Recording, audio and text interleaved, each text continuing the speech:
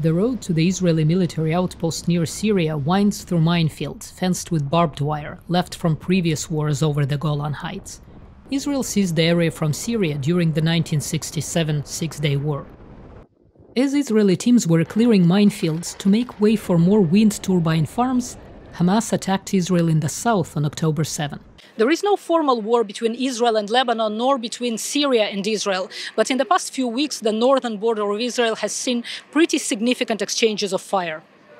Most of the clashes are happening across the Israel-Lebanon border, led by the Shiite Islamist group Hezbollah, with Israel Defense Forces in response striking Hezbollah projectile launch sites, observation posts, and other military infrastructure in Lebanon. So far, Israel says at least 76 Hezbollah militants and 7 Israeli soldiers have been killed. Hezbollah and the Shiite militant group in Syria did not join Hamas' full-scale military offensive against Israel, but the tensions are high, and the Israeli Golani brigade stands ready on the north border. At this military outpost near the border with Syria, we are limited in what we can film. Nothing that can disclose the location, equipment used, or personnel numbers. Soldiers' last names, like Yair's, are also off-limits. Of course, things are a little bit more tense since there is a war going on, so our readiness is a little bit higher. But we're here for as long as it takes, and we're here for a long time. In response to the Hamas attack, the Israeli government mobilized 360,000 reservists. Yair says he got his first reserve call on the day Hamas attacked Israel. Ariel, another reservist, says this war is different from the previous rounds of violence between Israel and its neighbors because of the cruelty of Hamas' attack against civilians. It feels much more personal, much more serious, because everybody in the state of Israel knows somebody that